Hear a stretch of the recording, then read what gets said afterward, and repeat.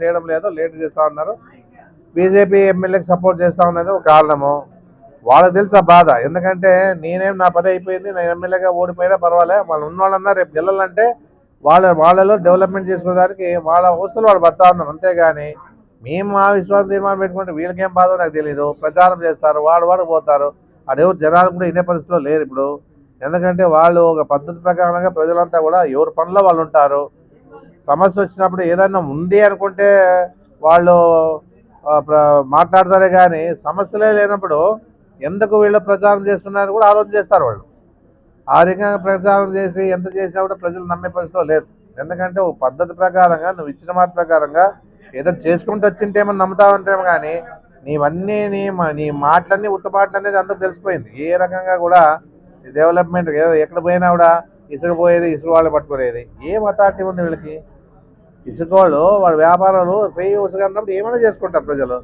ఆ పరిస్థితుల్లో వాళ్ళ పెట్టిన దానికి కప్పం కట్టి, అంటే గవర్నమెంట్ డబ్బులు ఏదైతే కట్టి తీసుకుని వస్తా ఉంటే కూడా దౌర్జన్యాలు చేసి నిలబెట్టి హక్కు వీళ్ళకి ఎవరికి ఇచ్చారు అంటే ప్రజలు ఎవరు మాట్లాడడం లేదనే వీళ్ళు అడుగుతా ఉండేది. ఏమి ఇంత దౌర్జన్యాలు ఎప్పుడైనా ఉన్నాయా? ఆందోళన ప్రజలు ఆలోచన చేస్తారు. ఎప్పుడైనా కానీ మా వాళ్ళు కానీ ఏదైనా పోయి పట్టుకొని ఏదన్నా మాకు ఇది కావాలని చెప్పేసి అడిగింది ఏ ఒక్క పార్టీ కార్యకర్త కూడా అడగలే ఏ రోజు కూడా. ఎందుకంటే అవన్నీ మంచివి కాదు, పార్టీకి చెడ్డ పేరు వస్తుందని చెప్పేసి ఆలోచన పరిస్థితుల్లో ఉండొచ్చు మా వాళ్ళంతా కూడా. ఈరోజు ఏం జరుగుతూ ఉందంటే వాడు ఏదో కోళ్ళకి డారా వేసిపోతుంటే కూడా పట్టుకొని నిలబెట్టి స్టేషన్లో పెడతా ఉన్నారు.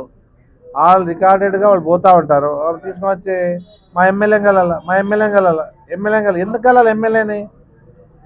ఎమ్మెల్యేని ఎందుకు కలాల? ఏదో వాళ్ళకి ఇబ్బంది ఉంటే మనతో వచ్చి కలాలి కానీ వాళ్ళు ఎమ్మెల్యేలు మీరు పోయి ఎమ్మెల్యేని కలండి అని మీడియాలో కూడా వచ్చిన పరిస్థితి కూడా చూస్తూ ఉన్నాం. అంటే ఇంత అధ్వానంగా ఆందోళనలు ఎప్పుడూ లే. తెలుగుదేశం ప్రభుత్వం ఉన్నాలే, మా ప్రభుత్వం ఉన్నాలే, మేము ఏ రోజు కూడా ఊరికొరికి ఏది కూడా ఏదో మాట అనుకుంటుంటే ఊరికే పోతా ఉంటే కొంతవరకే కానీ ఏ రోజు కూడా ఆందోళనలో ప్రజలకు ఇబ్బంది పెట్టే పరిస్థితి ఎవరు చేయలే.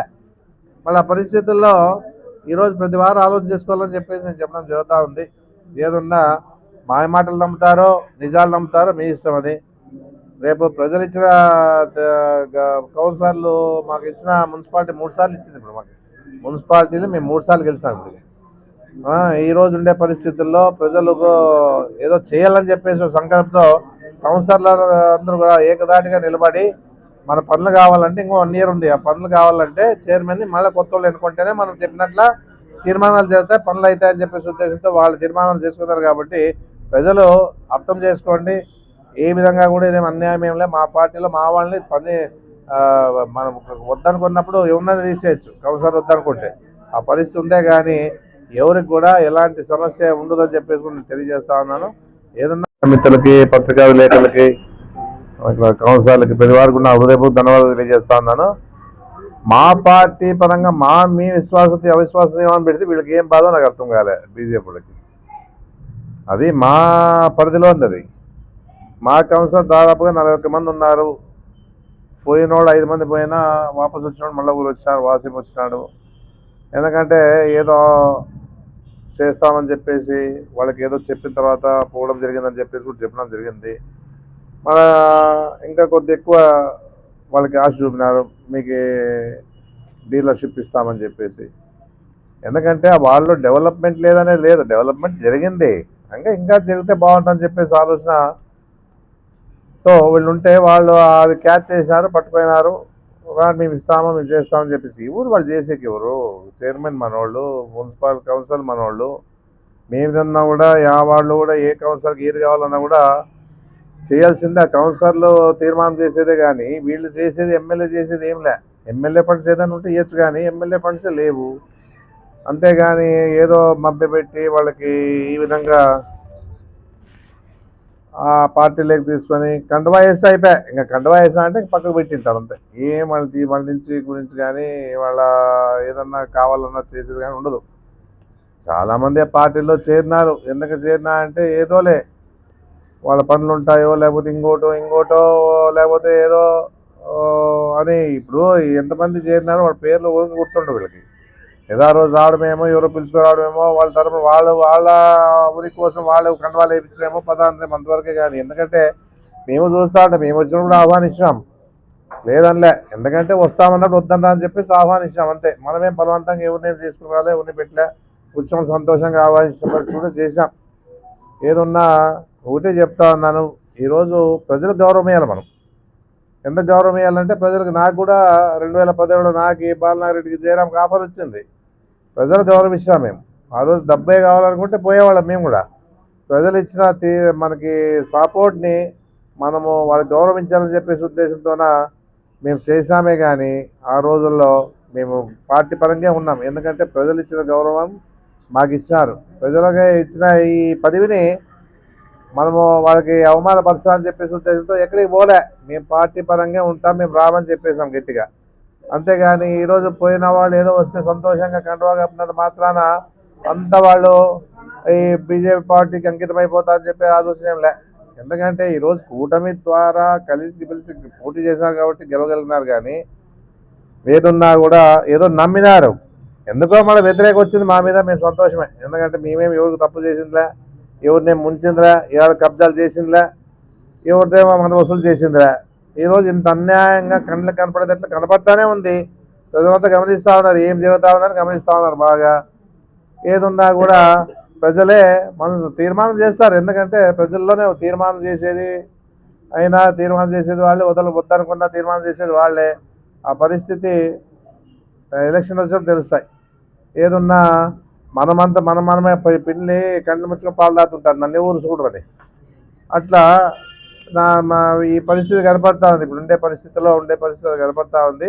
ఊరికే 4 కోట్లు తెచ్చా అంటా ఉన్నాడు ఆయన. డైరెక్ట్ ఎమ్మెల్యే గారు చెప్పినారు, 4 కోట్లు ఆర్డర్ కాపీలు, 4 కోట్లు మున్సిపాలిటీ మేము తీసుకొచ్చినాము అనేది చెప్పాలి కదా. 4 కోట్లు వేసినాం, మున్సిపాలిటీ 4 కోట్లు వేసినాం అంటే ఎక్కడ 4 కోట్లు వచ్చిండే? 1 కోటి. ఆ 1 కోటి రూపాయలు కూడా అదే ఇప్పుడుండే చైర్మన్ గారే ఆమె అన్నారు, అంత దొంగ బిల్లులు చేసుకుని తింటున్నారు అని చెప్పేసి ఆమె మాట్లాడే పరిస్థితి కూడా ఉంది. అది మనం 4 కోట్లు వేసాము అడ్డపడతారు. ఎందుకు అడ్డపడతారు? ఇప్పుడు మామూలుగా 15th ఫైన్ 12 మేము ఉన్నప్పటి నుంచి 12th 11th finance, 12th finance, 13th finance, 15th finance, 16th finance అవి వస్తూనే ఉంటాయి రొటీన్లో, సెంట్రల్ గవర్నమెంట్ సంబంధించింది. అవి కూడా నేనే తెచ్చినా అంటాడు ఈయన. మామూలు రొటీన్లో వచ్చేవి అవన్నీ కూడా. మనం ఏదైతే ఆదంలో డెవలప్మెంట్ చేయాలో అవన్నీ రాసి పంపిస్తేనే ఇమ్మీడియట్గా సెంట్రల్ గవర్నమెంట్ వచ్చే ఫండ్స్ మన 16th ఫైనాన్స్ వస్తాయి. ప్రాబ్లంలే. అది కూడా నేను తెచ్చినా అంటాడు, గ్యారెంటీగా అదే అంటాడు.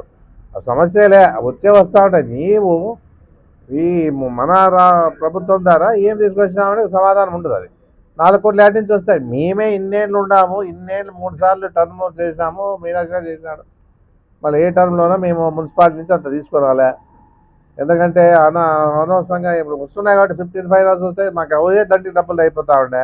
ఆ పరిస్థితిలో మనం కావాలని చెప్పేసి మామూలుగా ఏదో మున్సిపాలిటీ వరకు 1 కోటి రూపాయలు వస్తే ఎక్కువ అవుతాయి అనుకుంటాము. అవి వస్తూ ఉన్నాయి, ప్రాబ్లం లేదు, చేస్తూ ఉన్నారు. అంతేగాని అబద్ధాలు చెప్పేసి మళ్ళీ ప్రజలు మభ్యపెట్టేదానికి ప్రయత్నం చేసే పరిస్థితి వస్తూ ఉంది. మేము మా పార్టీ విశ్వాసం తీర్మానం పెట్టుకుంటే వీళ్ళు ప్రచారం చేస్తారు. ప్రచారంతో వేసుకొని ప్రజలు లేకపోయి తిరగబడండి. ఎందుకు తిరగబడతారు ప్రజలు? ఏమన్యాయం చేసినా తిరగబడతారు. ఇప్పుడు మెడికల్ కాలేజ్ చేసిందే తప్ప, బైపాస్ తెచ్చిందే తప్ప, డిగ్రీ కాలేజ్ చేసిందే తప్ప మనం ఏమన్నా ఏదున్నా కూడా గతంలోనే రాజశేఖర్ గారు బైపాస్ ఇచ్చినాడు మనకి. ఆ ట్యాంక్ కట్టేదానికి ఆ రోజుల్లో ముందు నుంచి భాస్కర్ రెడ్డి ఉన్నప్పటి నుంచి, ఆ రోజుల్లో ఉన్నప్పటి నుంచి సర్వశ్రేష్ఠ ట్యాంక్ అని చెప్పేసి ఒక్కొక్క స్టెప్ బై వచ్చేసి తెలుగుదేశం పార్టీలో ఒక కొలిక్కి వచ్చింది. తర్వాత డబ్బు రిలీజ్ చేయలే వాళ్ళు. జగన్మోహన్ రెడ్డి గారు తర్వాత రాజశేఖర రెడ్డి గారు వచ్చాక డబ్బు రిలీజ్ చేసి పని చేసాము. బ్రిడ్జ్ కట్టినాం, 2 బ్రిడ్జ్లు మన నుంచి వచ్చినవి. అవి ఆదోళన ఏ డెవలప్మెంట్ గడపగా తిన్నప్పుడు కూడా ఎక్కడ కూడా ఏది కావాలన్నా సాధ్యమైనంత వరకు గడపలో వచ్చిన ఫండ్స్ పెట్టినాము. మున్సిపాలిటీ తరఫున కాకుండా గడప ఫండ్స్ పెట్టినాము. ఆ రకంగా ఒక గడప 40 lakhs ఇచ్చినాడు జగన్మోహన్ రెడ్డి గారు. అవి పనిచేసే సాధ్యమైనంత వరకు అన్ని చోట్ల పని జరిగింది. ఈ రకంగా మన ప్రభుత్వంలో మనం చేసామని గొప్పగా చెప్పుకుంటున్నాము. ఎందుకంటే నా తలరాత బాగాలేక నేను ఓడిపోయాను, కానీ ప్రజలు నాకు ఓటేసాను. ఎందుకంటే వేసారు 70,000 మంది, 71,000 మంది నాకు ఓటేసారు. అన్యాయంగా మనం మాట్లాడరాదు. పోయినసారి 73,000 వచ్చిండే, ఈసారి 71,000 మంది వచ్చారు మనకి. ఏదున్నా కూడా ఈ పరిస్థితి ఆదోళనలో ఉంది. నాకు ప్రజలంతా ఓటేశారు, సంతోషము. నేనేం ఓడిపోయిందని బాధపడలే. గెలుపుకోవడం దైవాధీనాలు అవన్నీ కూడా. ప్రజలు ఇచ్చే తీర్పుని శిరసావహిస్తామే కానీ అనవసరమైన అబద్ధాలు చెప్పే అవసరం కానీ లేకపోతే ఏదో రకంగా మభ్యపెట్టేది కానీ నేను చేయను. నాతో కాదు అది. చెప్పిందే చేస్తానంటే చేస్తాను. దాదాపుగా 475 కోట్ల మెడికల్ కాలేజ్ తీసుకొస్తాము అనుకున్నాను, తెచ్చినాను. బైపాస్ కష్టపడి తీసుకొచ్చాం. డిగ్రీ కాలేజ్ కోసం ఎన్నో ఏళ్ళుగా కొట్లాడుతుంటే డిగ్రీ కాలేజ్ కూడా జగన్మోహన్ రెడ్డితో తీసి ఇప్పించి స్టార్ట్ చేసిన ఘనత ఈరోజు ఉంది. ఏం లేదా ఆ రోజు రాదు మెడికల్ కాలేజ్. నేను గట్టిగా కొట్లాడకపోతే రాదు అది. జగన్మోహన్ రెడ్డి గారు చెప్పేసి వెనకబడిన ప్రాంతం చెప్పేసి మా ఏరియా డెవలప్మెంట్ లేదు చెప్పేసి ఉద్దేశంతో తీసుకొచ్చిన మెడికల్ కాలేజ్ ఈరోజు బంద్ అయిపోయింది. ఏదైనా ఉన్నా సమస్యలు ఉండేటివి ఏదైనా ఉన్నా ఇప్పుడు ఉండే ఎమ్మెల్యే చెయ్యి. ఎందుకంటే కంప్లీట్ మెడికల్ కాలేజ్ కూడా మళ్ళీ ప్రారంభించు. తర్వాత డిగ్రీ కాలేజ్ కూడా భవనం కావాలా, డిగ్రీ కాలేజ్కి భవనం ఏర్పాటు చేయి.